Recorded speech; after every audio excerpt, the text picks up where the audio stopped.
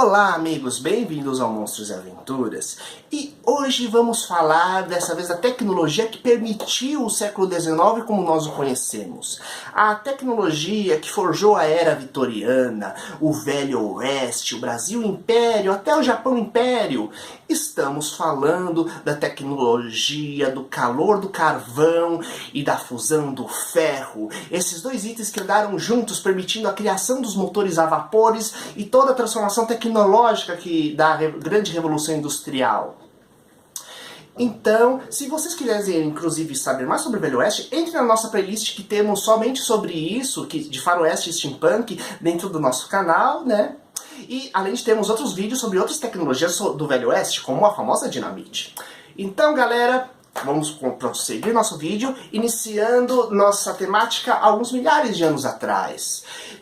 Entre 2000 a 1000 anos atrás, quando começa a chamada Idade do Ferro. E por que esse nome? Porque quando foi que a humanidade conseguiu aprender a manipular o ferro.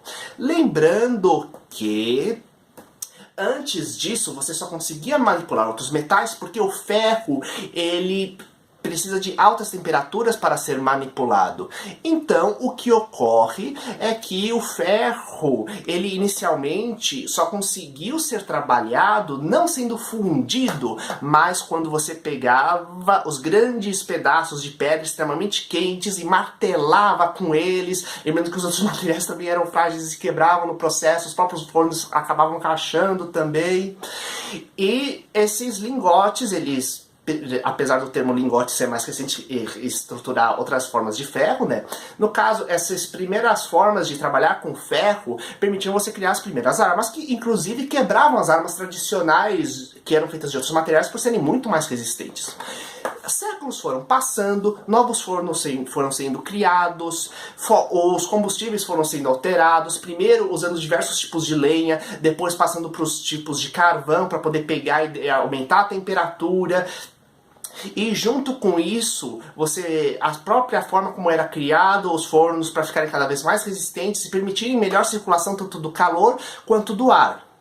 Com isso, o que ocorre? Além de você poder derreter o ferro, você pega e controla as reações químicas que ocorrem nele. Pois o ferro, ele não se encontra bruto, normal, puro na natureza. Ele se encontra misturado com vários outros minerais, principalmente com carbono.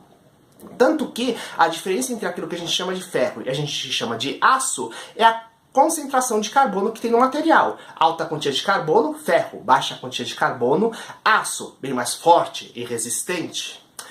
E você controla a reação química fazendo com que o ar circule e entre em contato com o ferro em brasa, e esse ferro em brasa faz com o calor que reage com o ar, permitindo com que as substâncias que estejam no material de ferro reajam com o oxigênio, e assim você possa pegar e trabalhar a composição química do ferro. Isso ocorreu durante séculos, criando novas formas de ferro, novas formas de trabalhar o material, até que no século XIX temos o processo de extração, principalmente na Inglaterra, ajudando assim o processo de revolução industrial, já que ela foi, digamos, o grande progenitor, né, dessa tecnologia.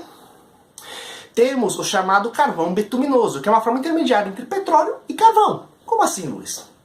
O carvão vegetal, ele é resultado de milhares de anos de reações químicas de antigas árvores que morreram e começaram a se decompor. O petróleo também é resultado de árvores e outros organismos que pegaram e durante milhares de anos começaram a pegar e se decompor e resultaram do petróleo.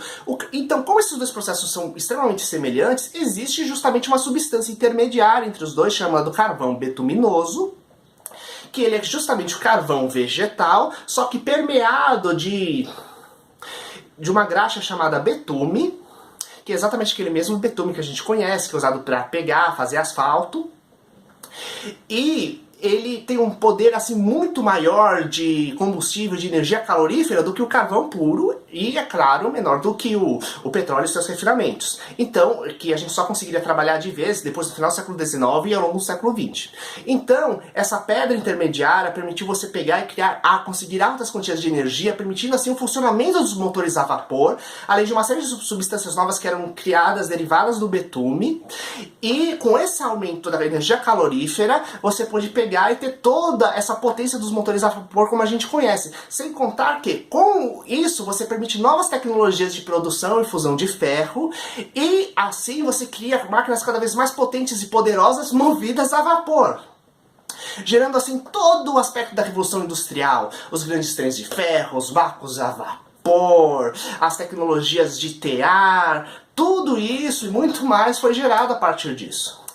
Atualmente, é claro, nós temos várias tecnologias novas, vários novos tipos de ferro, né, à medida que foi conhecida a composição molecular das coisas com a descoberta do átomo, né, e o controle da eletricidade, cujas reações elétricas permitem você manipular de várias formas as reações químicas. E, além disso, temos atualmente o petróleo e todos os seus combustíveis e substâncias e plásticos que estão derivados dele, né, e rumamos para novas tecnologias e novos materiais à medida que o tempo passa.